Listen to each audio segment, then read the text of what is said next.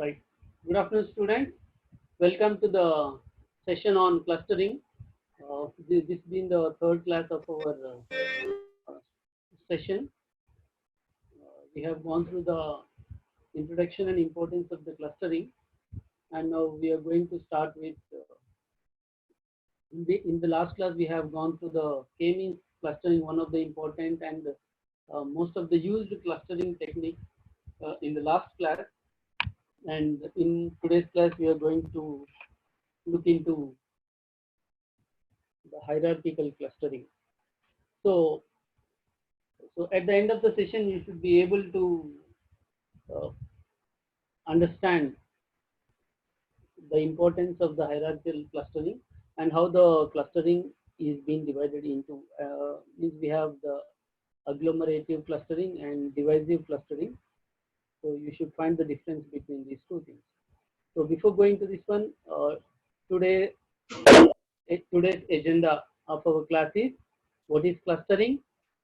Even though we have gone through the clustering concept in the last two classes, I'll take you to the brief introduction of this one because it is being the total concept of clustering I have to.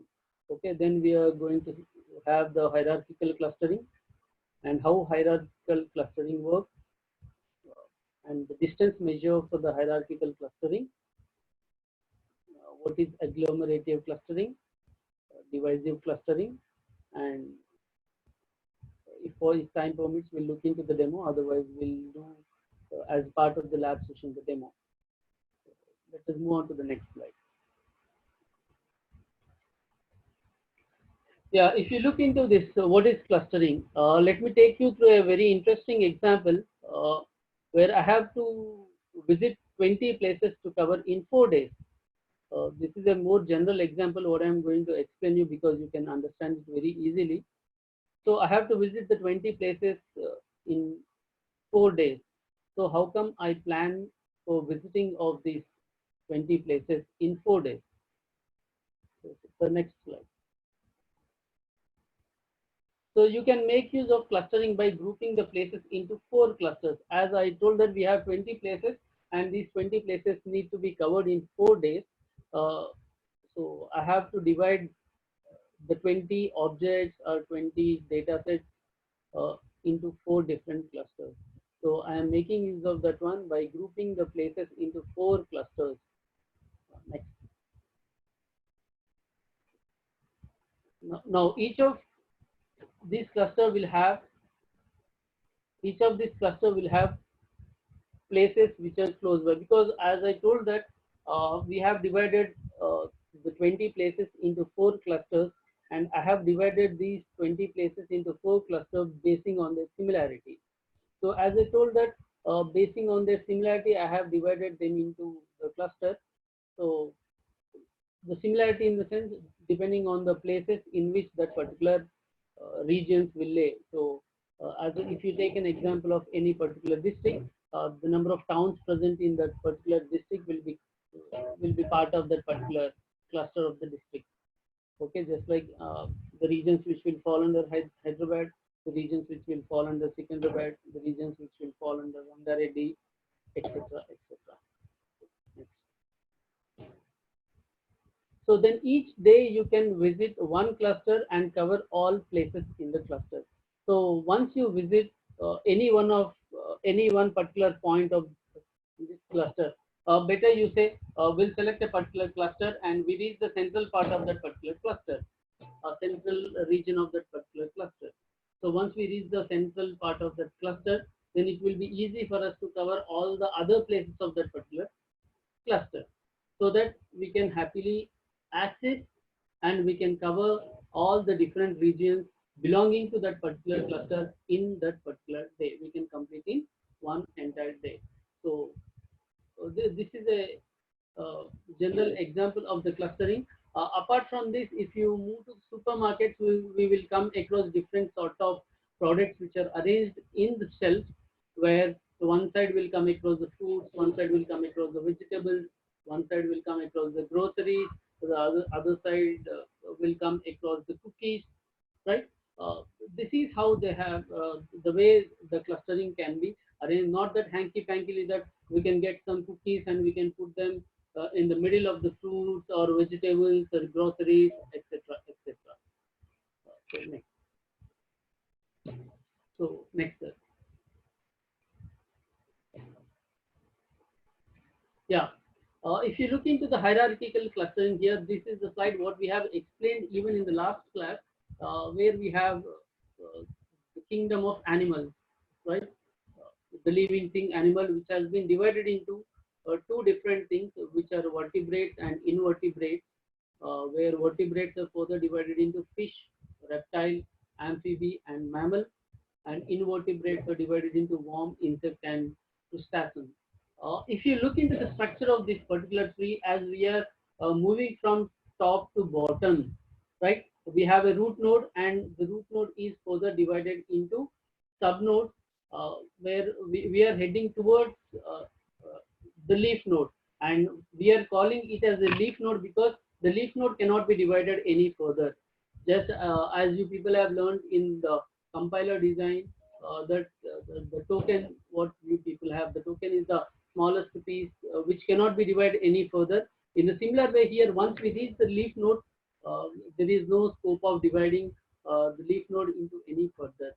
So this can be done until uh, means we can uh, construct a tree until we reach the leaf node. That particular leaf node should not classified into uh, further nodes. This is what is the top-down approach, and it produces a nested sequence of clusters. So we have a cluster, and in that one will be coming across a nested sequence of cluster, because if you take animal as a big cluster, in that one we have the two different clusters, which are vertebrates and invertebrates. And in the vertebrates we have the cluster of fish, the cluster of reptile, the cluster of amphibian, and the cluster of mammal. And if you take fish as one cluster, and in the fish we have the different kinds of fishes. We'll come across the shark, we come across the whales, we come across the different kinds of fish. In the similar way with the reptiles, amphibians, mammals, and in the same way if you look into the invertebrates, the worms also, the insects can be classified into further, the crustacean can be classified into further. So this is how the nested sequence of clusters will come one after another one. So one approach for this one is recursive application of partitional clustering algorithm, which is nothing but recursively we keep on applying uh, the algorithm till we reach either the root node or we need to reach the top node. So next.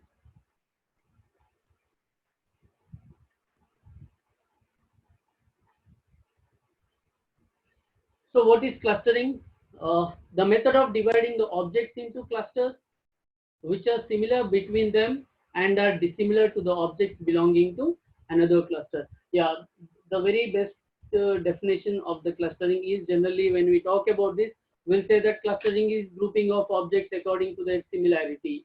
And I told you that we can define it in either way also, the grouping of objects according to their dissimilarity also, because all the dissimilar objects will move into one cluster, and all the similar objects will move into another cluster. So this clustering uh, is divided into hierarchical clustering and partial clustering. And the hierarchical clustering got divided into two parts. One is the agglomerative clustering and divisive clustering, and the partial clustering is the k-means and fuzzy c-means clustering. In the last class, we have discussed about this k-means clustering, and if you have any doubts even in this k-means clustering, at the end of the session, kindly you can put some questions to me regarding that one. But today's our topic is the hierarchical clustering. In that one, we are going to talk about agglomerative and the divisive clustering. Next. So what is clustering and the applications of clustering here? So we have discussed a few applications of this clustering, uh, but even here how the hierarchical clustering will help us out in some real-time application. We have the customer segmentation, where the segregation of the different sort of customers.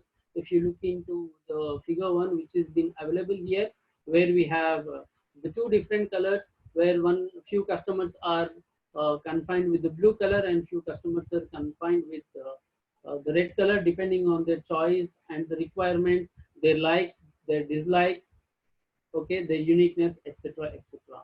And the next one is the social network analysis. This social network nowadays, the social networking has become very popular, right? So if you look into this social network analysis, suppose let me take an example of the Harley Davidson vehicle. So if I want to know the customers of the Harley Davidson vehicle, so how come I make these people into cluster? Means the interest of the people who will take the Harley Davidson vehicles. Let me say that the people who ever purchase the Harley Davidson vehicle will look after certainly the jacket. It is one of the properties. Means most of the cases what will generally come across means the people who will purchase the Harley Davidson vehicle, usually 99% is the service is that they'll go with certain types of jackets. And one more thing is that the people who purchase this Harley Davidson vehicle, the jacket, in turn they'll purchase the boots also. This is a few of making the process of clustering. And next, the city planning. That's a previous lesson. The city planning. If you look into the city planning, how the city is being formulated into, the city is divided basing on certain uh, characteristics or properties. Let us say the industrial area of a particular city lies one side, the business center lies on another side, the householding lies one side, the restaurants and other things will lie one side. This is the way how the city is going to be planned. No one will plan a restaurant just beside an industry, because in turn it is not going to become uh, an object of that particular cluster, because it will become an odd man out in that particular area if a particular good restaurant falls somewhere in the center of the industrial area or beside the industrial area, because there will not be any turn up to that particular restaurant and which goes in vain. And when it happens, then we can say that that particular object certainly not belongs to that particular cluster. So these are the few applications of the clustering. If you look into next, next. Right. Here, what is hierarchical clustering? Let's consider that we have a set of cars and we have to group similar ones together. So as I told that the clustering is the grouping of objects according to their similarities. So if you look into the objects which have been available here, the four different images, we have the two sedans and two SUVs which are available here. Two are in blue color, light blue, mustard color, and one is in white color. So if you want to align them in the form of a hierarchical clustering, then the only option what we have here is that we need to group them according to their similarity. So what comes into mind when we look into these four figures? The first part what comes into my mind is that I can come across the four vehicles where the two vehicles are of sedan type and the two vehicles are of SUV type. Okay, so next slide. So if you look into this figure, the two vehicles have been arranged in the form of one cluster, and the two are arranged in the form of another cluster. Individually, you see, in the previous slide, we have seen the four individual images, where once we come across these four individual images, we can assume that each and every image is a cluster. But when this each and every image is a small cluster, right? So when I want to merge these clusters with the help of the hierarchical clustering, I should come across certain properties which are common in those particular objects. So if I look here, the two sedans are having the common properties where I have merged them together and I have formed another cluster, and I have two different images where I have formed another cluster of SUVs and sedans. So we get two clusters of car types, SUVs and sedans. And at last, we group everything into one cluster, and which is going to be called as the final cluster. So at last, we got one group which is consisting of both the sedans and SUVs. And once we come across an individual cluster, then the process of moving from bottom to top will stop, because we are left out only with one cluster. So one important thing here I want to mention you is that while we are moving from bottom to top, we need to perform this hierarchical clustering until we left out with only one particular cluster. So next. So we terminate when we left with only one cluster at the top. At last we group everything into one cluster, and then only we are stopping here, because this is the only cluster which forms at the top, and even though we want to move forward, it is not possible because we are left out only with one cluster. Next. So hierarchical clustering is separating data into different groups based on some measure of similarity. So how we are clustering? We are clustering. This clustering is separating data into different groups based on some measure of similarity. So what is that measure of similarity, and how, as I told that we have two sedans, but why should I combine these two sedans to become a single cluster? Why I should take the clusters of two sedans into a common cluster? This is not generally because of the look they like, or this is not because of the color, they are of the similar color. It is because of some measure of similarity. So here we are going to calculate some measure of similarity between the objects, and then we are going to perform this clustering technique, not just by means of the size, or not just by means of the shape. Next. So here the types of clustering what we have, as I told in the first or second slide of today's class, that will come across the two types of clustering. One is the agglomerative and the other one is the divisive. So we are starting with the agglomerative clustering, is also known as the bottom-up approach.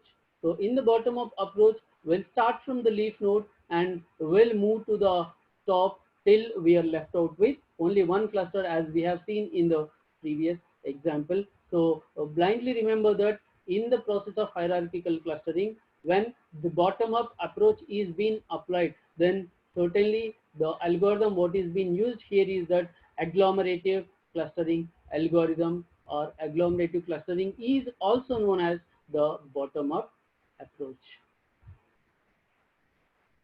The next one is the divisive clustering, which is known as the top-down approach. So when we move from the root node till the leaf node, then we'll come across some other the different type of clustering, which is known as uh, the top-down approach. If you look into the figure in this one, we have come across the different sort of colors which have been represented here, where here 1, 2, the 2 and 3 are combined to form a cluster, and in turn the 1, 2, 3 has become another cluster, 4 and 5 are one cluster, 6, 7 as one cluster, 7, 8 as one cluster, 8, 9 as one, 10, 11, right? So I'm going to explain you in detail about this divisive and agglomerative clustering in detail with a suitable example in the coming slides.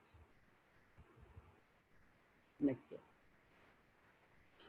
So if you look here, uh, we are talking about, let's consider we have few points on a plane. I am going to explain you about the measure the distance between the two different clusters, the measure of similarity or the distance measured, what we have discussed in the previous slide, that how the two different objects are going to be forming to a group. It is basing on, as I told, that not basing on color, size or shape, but it is basing on uh, the measure the distance between these objects occur. So first of all, we'll do that, measure the distance between the two different objects, then we'll form them into a group, and then comes the termination. So if you look into the graph here, we have the x-axis and y-axis, and we have plotted some points on a plane, the two-dimensional plane, and we have few points on a plane,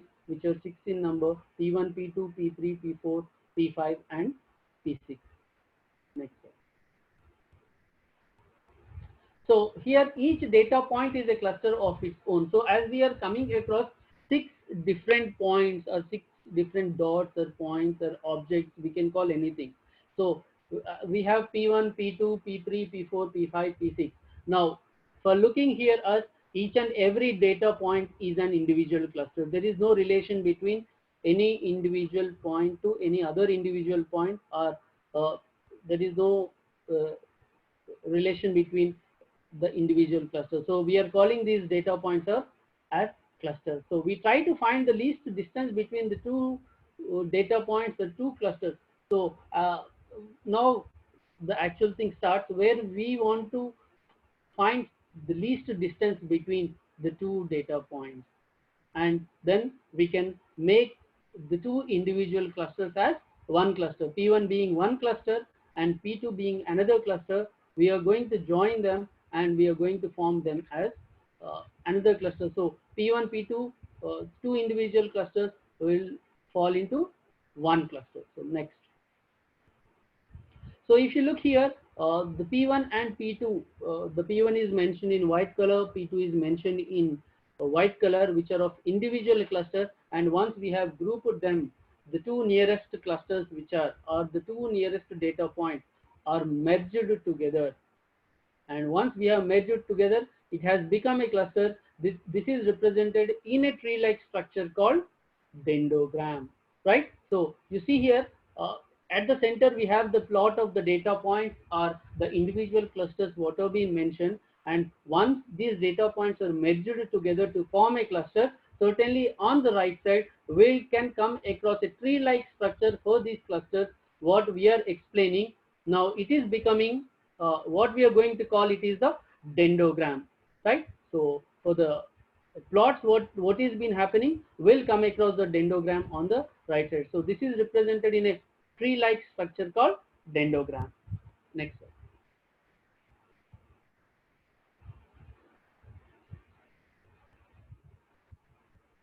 So the dendrogram is represented with the different colors as we are mentioning the clusters. So here also the two nearest clusters or data points are merged together. So in this one, the two nearest points are P3 and P4. P3 and P4 are the two nearest clusters, and which is represented with the help of a sky blue color.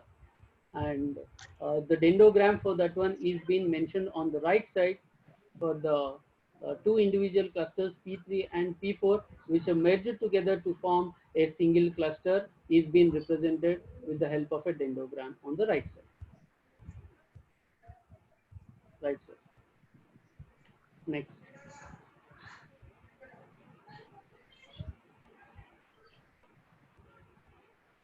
And now you see the third one, the third cluster where P5 and P6 are the two different clusters, individual clusters, which are being colored with uh, light brown color, which has formed another cluster, and the dendrogram of that particular cluster is being represented on the right side. So we have the representation of the clusters in the form of the dendrogram on the right side.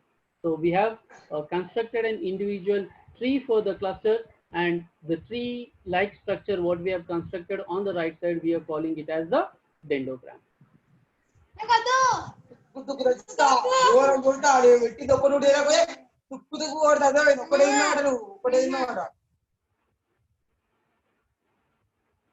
Yeah, the two nearest, now you see here, the two different clusters, P3, P4 and P5, P6, as they are nearest one, we have grouped them into one point, and this is represented in a tree-like structure called as dendrogram. So it has become a cluster. So if you look into the right side of this one, the tree P3, P4, P5, P6 has formed into one thing, and we have a connection from one cluster to another, and it is another hierarchy of the structure what is being mentioned.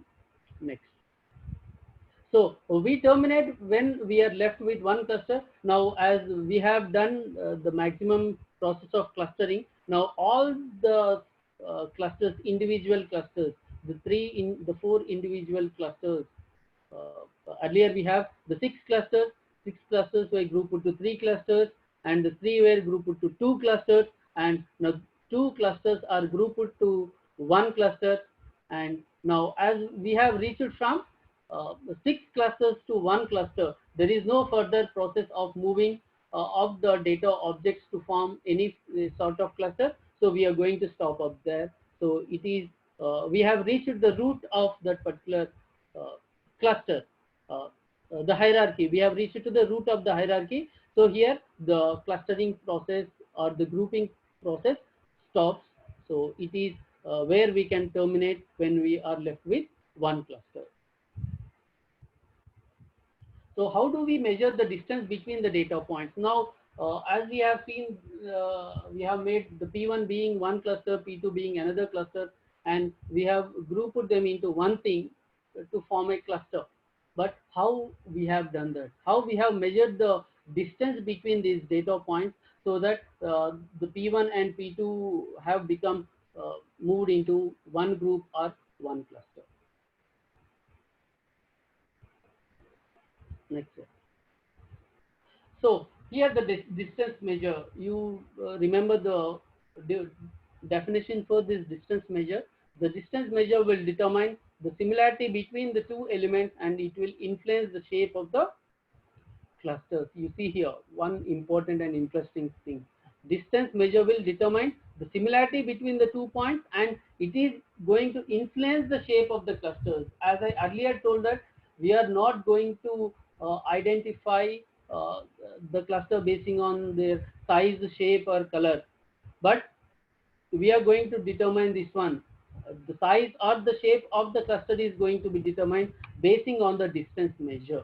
So basing on the distance measure between the two different clusters, what we are going to calculate, they are being classified into four different types. The first one is the Euclidean distance measure, and the next one is the squared Euclidean distance measure. The third one is the Manhattan distance measure, and the fourth one is the cosine distance measure. So we are going to look into these different distance measures in brief, because it is going to be useful for in the coming slides in the agglomerative clustering. So if you look here, the distance measure, the first one is the Euclidean distance. So the Euclidean distance is the ordinary straight line. So it is, if you look here, the ordinary straight line P and Q. We have the two clusters here, or the two data points which are available on the two-dimensional plane. So P being one cluster and Q being another cluster, and we are going to connect, we are going to find the similarity or distance measure between these two clusters P and Q, and it is nothing but the Euclidean distance, which is nothing but the ordinary straight line. So blindly remember that when we come across the Euclidean distance measure, then it is nothing but simply it is the ordinary straight line between the 2 points, or it is the ordinary straight line between the two clusters. So it is the difference between 2 points in Euclidean space. Generally, when we come across this sort of figure, we'll call it as the two-dimensional space, or will come across the dimensions. But as we are talking about Euclidean distance measure, that particular space is going to be called as the Euclidean space, and the distance between the 2 points is going to be called as the Euclidean distance, and it is going to be measured with the formula D is equal to square root of sigma I is equal to 1 to n, and this square root of I equal to 1 to n represents the number of plots between the number of points what have been existing between the two points, the two clusters P and Q, the dots. Okay, square root of sigma I equal to 1 to n qi minus pi whole square is the formula for the Euclidean distance measure. Next is the squared Euclidean distance measure. The same thing which is equal to the Euclidean distance measure. Just the thing is that the Euclidean square distance metric uses the same equation as the Euclidean distance metric, but does not take the square root. So once if the square has been prefix of the Euclidean distance measure, then certainly you can remove the square root from the formula, where it is going to become the squared Euclidean distance measure, which is nothing but the same formula. D is equal to sigma I equal to 1 to n qi minus pi whole square. Next is the Manhattan distance measure. So the Manhattan distance is the simple sum of the horizontal and vertical components on the distance between 2 points measured along axis at right angles. So it is nothing but the simple sum of horizontal and vertical components. If you look into the plot, what is being mentioned here, P of x comma y and Q of x comma y. So the number of points which are connecting this P and Q, okay, component, 2 points measured along axis at right angle. So when we come across the right angled triangle, if you draw the hypotenuse to that one, then totally will come across the angle between the two axes, x axis and y axis, and the measure of that one can be done with the help of the formula. uh, D is equal to sigma I equal to 1 to n qx minus px mod of qx minus px plus mod of qy minus py, because here we need to calculate uh, the measurement across both x-axis and y-axis, and the distance between from the axis to q and from axis to p is nothing but the Manhattan distance. If you look, it is been mentioned with the help of arrow marks here, Manhattan distance. Yeah, the cosine distance similarity measure the angle between the two vectors. So if you look into the axis which has been mentioned here, the x-axis and the y-axis, here we are going to measure the cosine angle of this one, which is, if you look the plot what is been given in the cosine distance with the help of dotted arrow, and the angle is being mentioned, and for representing that one we are going to make use of the formula. D is equal to sigma I is equal to 0 to n minus 1 qi minus px by sigma I is equal to 0 n minus 1 qi whole square into sigma I is equal to 0 to n minus 1 pi whole square. So these are the different sort of distance measure, whether you want to go with Euclidean distance measure, squared Euclidean distance measure, Manhattan distance measure, or cosine distance measure. Certainly, you will come across these things. You can make use of any of these distance measures, certainly, in order to implement the hierarchical clustering, in order to group the two individual clusters into one thing, and in turn this cluster to another cluster and another cluster to another cluster, till you come up with one of the cluster at the top, being only one cluster at the top.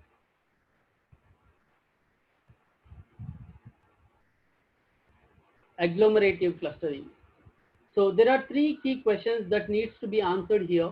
How do we represent a cluster of more than 1 point? So if we have the cluster of more than 1 point, how we are going to represent, and how do we determine the nearness of the cluster, and when to stop combining the clusters? So for this we have three different approaches which are going to come up with. Will come across the next one. So here let us come across a good example. Uh, Kindly be attentive in understanding this one. So what is agglomerative clustering? Let's assume that we have 6 data points in a Euclidean space. Okay, you see, remember, certainly whenever we come across agglomerative clustering, we are making use of any one of the distance measures.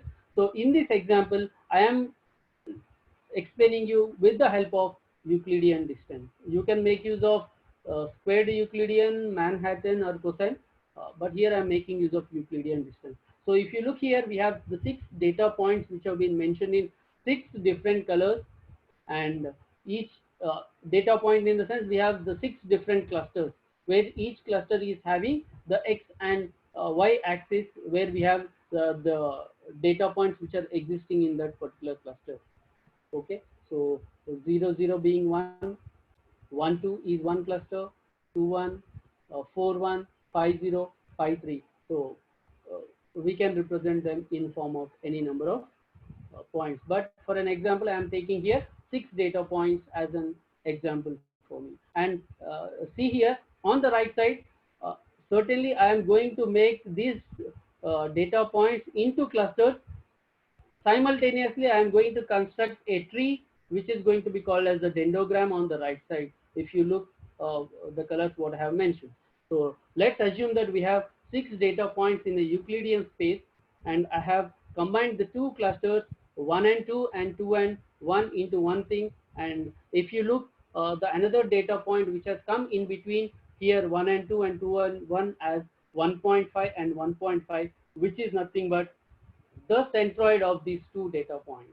And I have measured this centroid of the two different clusters with the help of the Euclidean space, and the centroid of the two clusters 1 and 2 and 2 and 1 is mentioned as 1.5 and 1.5. 1 plus 2 by 2, which is nothing but 1.5.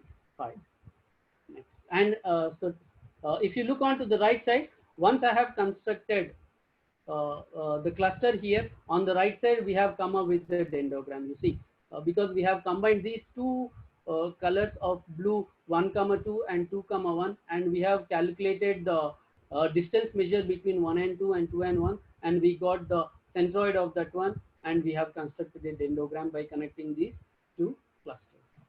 Next.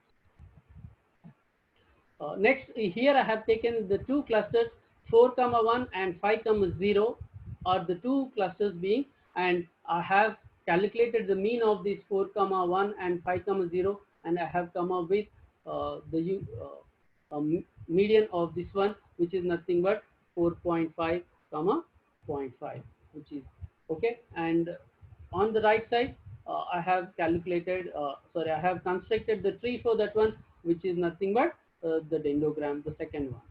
Next. Uh, Now, we have combined 1 and 2, 2 and 1, which has become a cluster, and this cluster is now combined with another cluster called as 0, 0 cluster.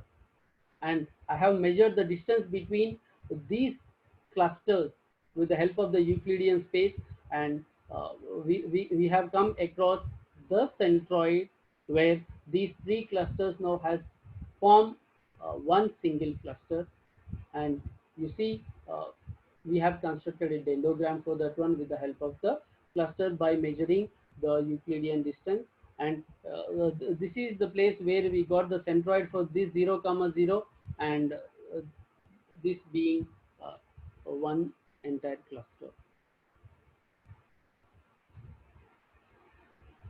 And now you see here the other one where the 4, 7, 5, 0 cluster now combined with 5, 3 cluster, 5, 3, where we have calculated the centroid for that one, and we have measured the Euclidean space with the help of the formula, and we got a centroid for that, the distance formula with the help of the distance measure between the two different clusters, where we could come across a dendrogram on the right side. Next. And at last, now we have started with 6 different clusters. We have combined 2 clusters, then we have joined another cluster with that one, where we got 3 small clusters into one, and the other 3 clusters into another one, and these 2 clusters which are in turn grouped together become the final cluster. As now we are left with one cluster, there is no further possibility of moving our tree here anymore. So we'll be stopping our further exploring of this particular tree. So the agglomerative clustering will stop here, as we have started from the leaf node and we have moved to the top, where we have come across the root node. Next.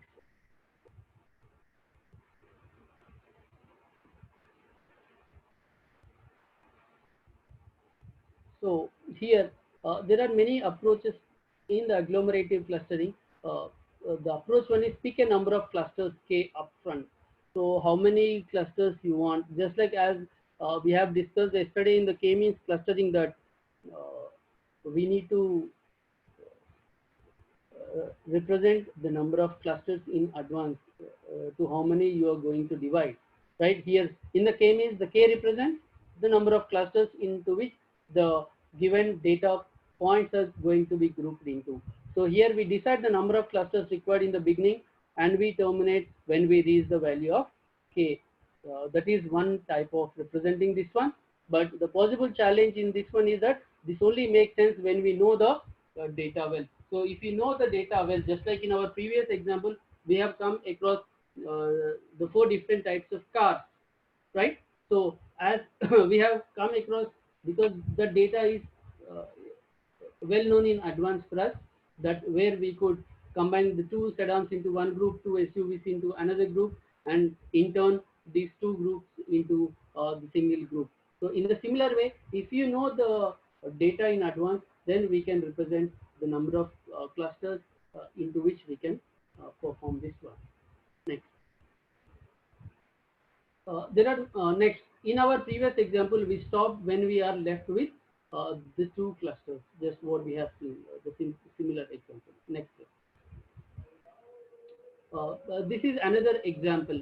If you look into what we have seen in the previous one, where we have here A, B, C, D, E, F, the 6 different clusters which have been available, where we have combined A and B into, because A and B being the near, by applying the Euclidean distance formula, the same thing, the A and B are combined together to form a cluster. Next, D and E are combined to form a cluster. And next, in the next one, by calculating the similarity measure, combination of A and B is combined with C, which has become another cluster, and combination of D and E into another one, which will become another cluster in the next one, so the third one. In the third one, we could come across, so here we are left out with 2 different sort of clusters. We have started with 6 clusters. These 6 clusters got combined to become 4 clusters, and now the 4 clusters have become the 2 clusters, and in the last figure, the 4th one, these 2 clusters are also combined, which has become the single largest cluster, which is represented in the gray color. The gray color representing are combining the 2 colors of the clusters of green and the blue one. So gray being the final one cluster, and the 2 other clusters are the blue cluster and the blue one and the green one. Next, the second approach is stop when the next merge would create a cluster with low cohesion. So what is this cohesion? We are going to see in the coming classes. Otherwise, if you have an idea, because you have studied about this cohesion and coupling in your database management system concept. So we keep clustering till the next merge of the clusters create a bad cluster or low cohesion.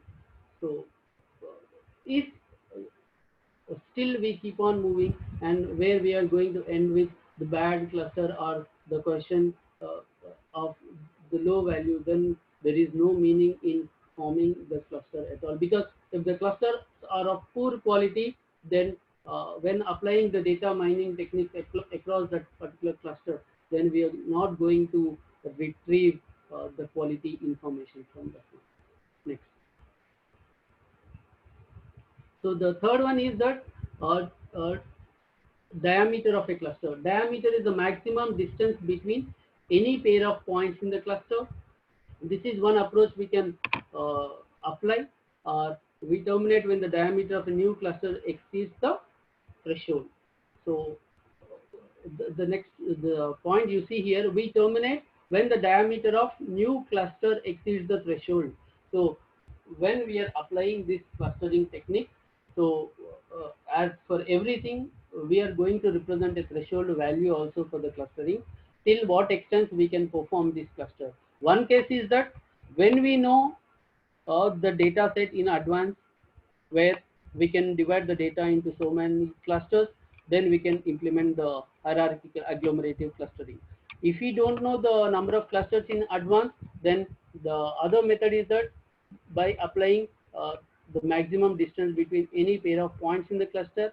And the next one is we need to terminate when the diameter of a new cluster exceeds the threshold. So if something is exceeding the threshold value, then what does it mean? The maximum training of that particular set, or the maximum movement of the data objects has come to a saturation point where we cannot move any further. So, or we have reached the maximum value where we need to stop the process. Next one is the radius of a cluster. Radius is the maximum distance of point from centroid. So what is the, you know mathematics very well, hope so. Uh, if you look into a circle and from the centroid, the maximum distance to where if you can draw a line which is going to become the radius of that particular circle or ellipse or eclipse, anything, whatever you consider. So next, we terminate when the radius of a new cluster exceeds the threshold. In the similar way as we have seen in the previous slide, that when we exceed uh, the diameter of a new cluster, then we have stopped there, terminated there.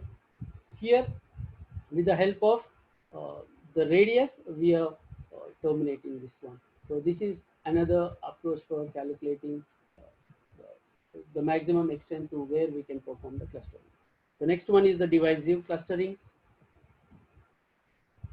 So, divisive clustering approach begins with whole set and proceeds to divide it into smaller clusters. So, this is exactly in reverse to the hierarchical agglomerative clustering what we have seen, because there we have implemented the bottom-up approach. Here we are going to implement the top-down approach, where the name itself conveys the divisive, dividing the clusters into different roots or subclusters. That is what divisive. So we have a root cluster. From there we are going to divide them. So start with a single cluster composed of all the data points. So we have a big cluster which is consisting of all the data points, and we are going to split into different clusters. This can be done using monothetic divisive methods. So what are these monothetic divisive methods? We are going to see, hope you have understood what is divisive. Having a one big cluster, and we are splitting it into next set of clusters, subclusters we call, and those subclusters are further divided into subclusters till we reach the leaf node where we cannot divide anything further. Thank you. Next. Let us see an example for this one even. So divisive clustering approach begins with the whole set and proceeds to divide it into smaller clusters. So now even in this one, we consider a space with 6 points in it, and we are going to implement the divisive clustering as we have seen the agglomerative.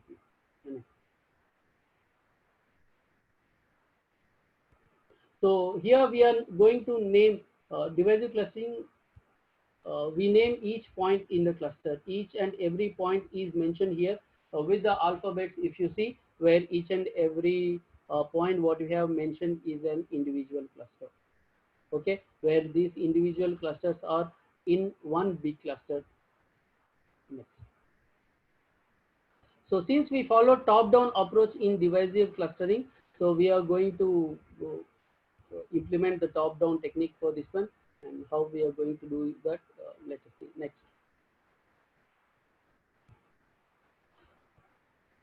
So here, obtain all possible splits into two clusters. Divisive clustering approach begins with the whole set and proceeds to divide into smaller clusters. So we have A, B, C, D, E, F, which is a big cluster, which consists of several number of data points. Okay, are a group of data points which are available in single cluster, and now we have divided it into three different categories, where one we can divide either in the form of AB, C, D, E, F, or we can divide in the form of B, C, E and ADF, or we can divide it in the form of A, B, C and D, E, F. the different means how you want to form the cluster, it depends. So for each split, compute cluster sum of squares. So the cluster sum of squares is measured with the help of formula. Okay, dj12, which is nothing but n1 xi1 mod minus xi whole square plus n2 into xi2 bar minus xi bar whole square, where ba represents between cluster 1 and 2, and n represents the number of members in the cluster, and xj1 represents mean of the cluster, and xj represents the grand mean of the cluster. So, this is the formula what we are going to input in the process of implementing the divisive clustering. Next.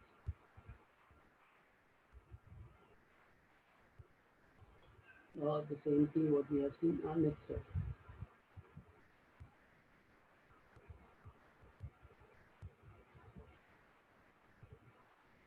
Next slide.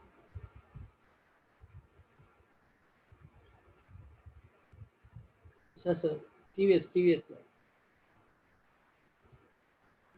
So you see here, we terminate when every data point is its own cluster.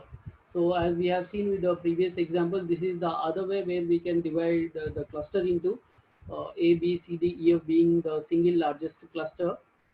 As we need to implement the divisive clustering on that one, where we need to split the big cluster into individual clusters, where we have A, B, C, D, E, F. The ABC is further divided into A and BC, and BC is further divided into B and C individually. In a similar way, the DEF, where we have it is being divided into D and EF, and further divided into D, E, and F, where we have reached the leaf node, where the A, B, C are the individual clusters where there is no possibility of dividing them any further. So here the operation of dividing the data into some more individual clusters will stop, where here the divisive clustering approach will end up. Yes. So next.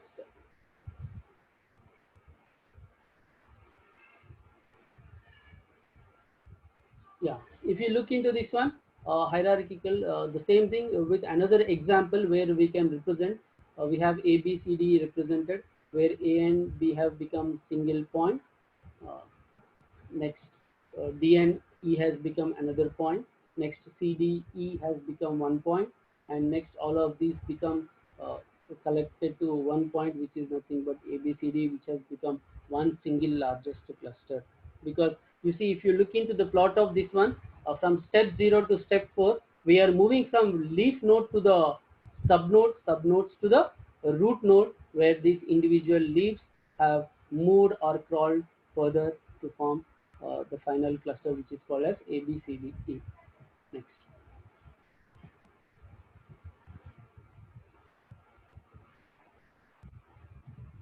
This is exactly the reverse to the previous one what we have seen. We have A, B, C, D, E being the topmost cluster, and here we are moving from right to left, and where the cluster is being divided నాకన్నా అన్యాయం చేసినందుకు A, B, నువ్వు C, D, ఎట్టి E. పరిస్థితుల్లో నాకు జడ చేపించి తీరాలి. So where we have reached the leaf nodes, which have become the individual clusters.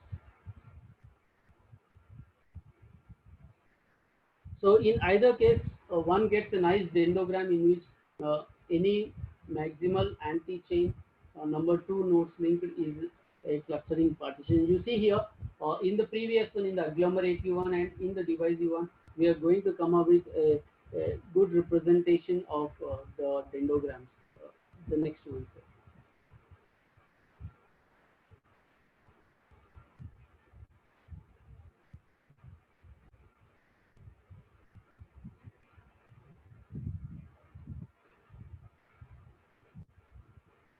Yeah, if you look here in this one, points falling in the three clusters where we have, and on the right side the plot for the mentioning them in the form of a dendrogram.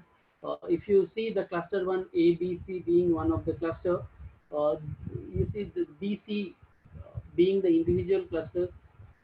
Initially they have grouped into one cluster because B and C are falling on the same line. When they're falling on the same line, they are having the similar properties, so they have been grouped into one cluster. Then in turn, A being the near to the cluster B and C, ABC has become another cluster. In a similar way, D and E being falling in the same line of the D and E has become one cluster, and FG has become one cluster. In turn, DE being connected with one individual cluster, DEFG, and next the ABC, DEFG. The entire structure we have come is as a dendrogram, where the important thing is the dendrogram obtained using the single link algorithm. Here we have mentioned with the single link algorithm. Recall that any maximal anti-chain, maximal set of nodes in which no two are chained is a clustering. Uh, the single link algorithm importance is that we could traverse from one cluster to another cluster without forming a loop or without connecting to another cluster. We can connect to all the clusters, but we cannot form or we cannot fall into a kind of uh, loop. Next, you see the individual clusters. Next, the same thing. Next,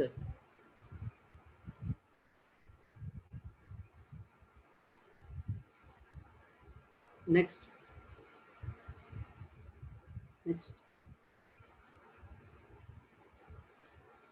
So this is the same, similar example as of we have discussed about the hierarchical and agglomerative and divisive clustering, forming the clusters. I have simple thing is that I have mentioned and represented them with the colors where you can easily understand step by step process. Next. So most hierarchical clustering algorithms are variants of the single link, complete link, or average link. So when we take the number of clusters or the two different clusters, we have a set of objects existing in that one, where as we have measured the similarity measure or the distance measure between the two clusters, the distance measure between the two clusters can be measured basing on three important methods, which are nothing but the single link method, the complete link method, and the average linked method. So what is the single linked method, complete and average? Let us see. In the single link method, the distance between two clusters is the minimum of the distance between all pairs of patterns drawn from each cluster.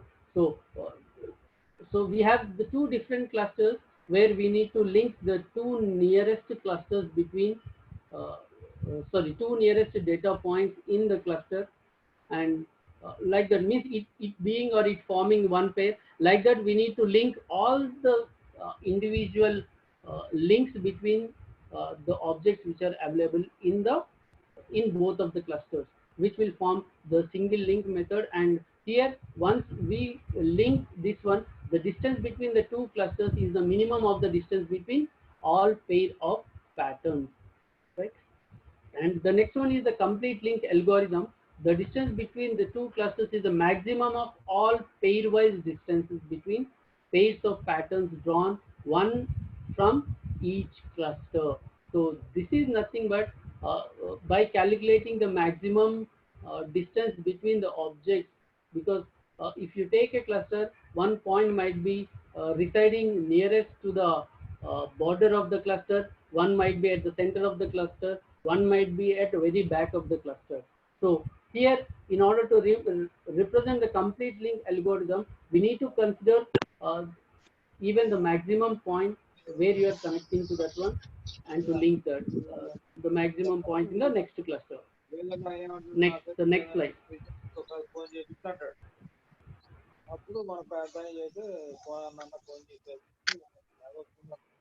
Next, next. So, sir, yeah.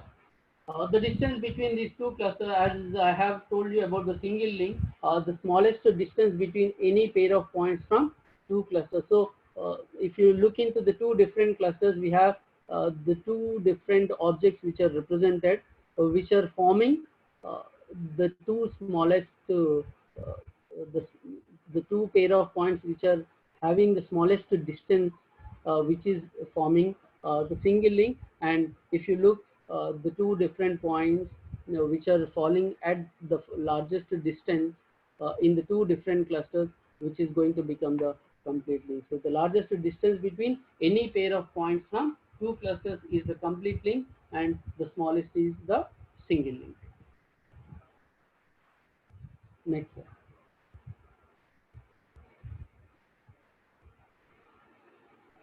So here,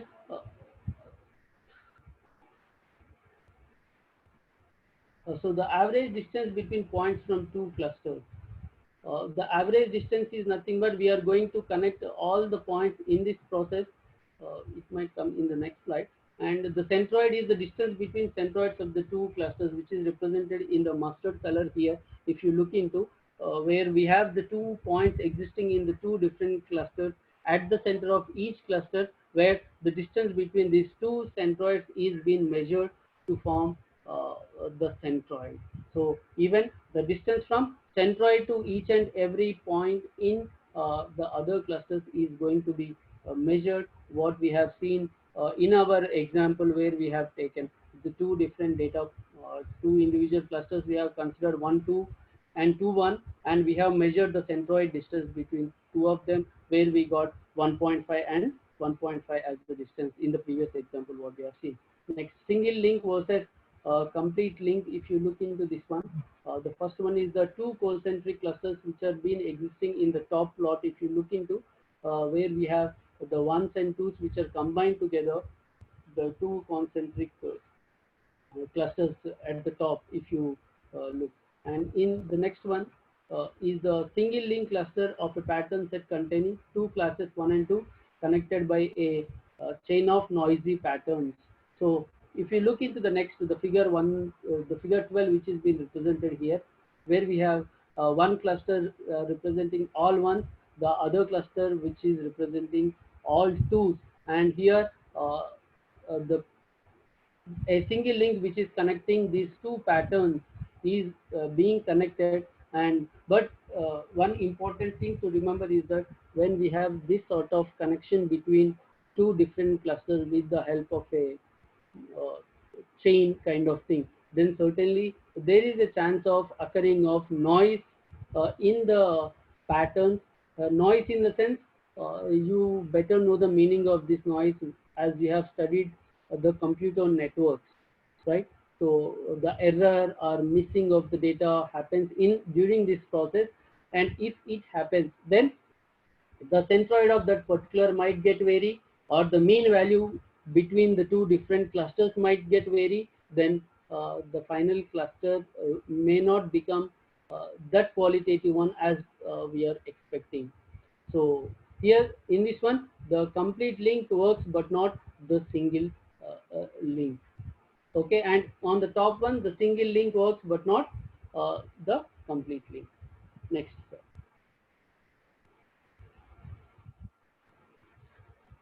Next,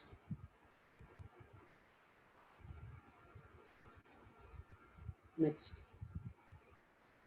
So you see here how the single link is getting connected. If you look into this one, uh, all ones being one cluster, the single link is getting connected. And if you look into this process, in the single link process, we have never come across any closed kind of loops. Okay, all ones are connected, but we have not came into uh, the connection. And if you look into the complete link, you see here where in the process of complete link, the ones are getting connected, and once we come across any kind of closed kind of image or observation between the two data points, then that particular link does not work. So here in this one, the complete link does not work, which has been represented because on the top, once where you can come across, here you got a closed area, and even here in the tools also you have got a closed area where here the complete link has got failed. Next.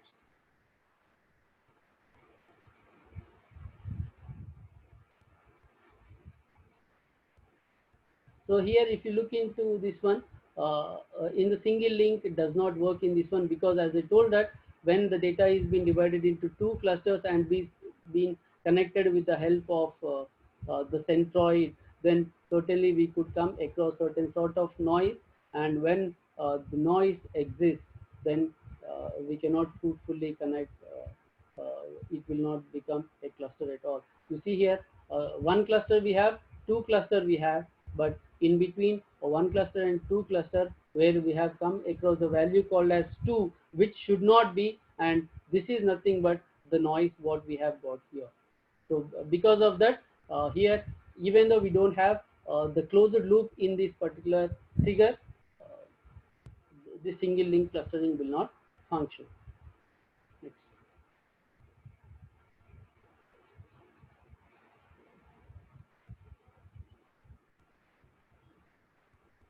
Yeah, you see here. So when we have the drawback of the single link is that when noise comes, we cannot implement that sort of clustering. But in the complete link clustering, even though the noise exists, we can fruitfully implement with the help of the complete link clustering.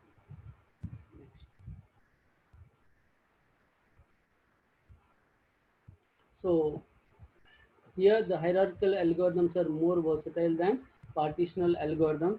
So you might have something wandering in your mind, what is this partitional algorithm? The partitional algorithm is nothing but the k-means algorithm what we have seen in the last slide. Okay, because in the k-means algorithm we need to know the number of clusters in advance, or the data need to be known in advance, then only we can implement that particular technique. Otherwise we cannot. Where one overcoming of identifying of number of clustering in advance with the k-means is that the hierarchical clustering algorithm. So on the other hand, the time and space complexities of the partitional algorithms are typically lower than those of the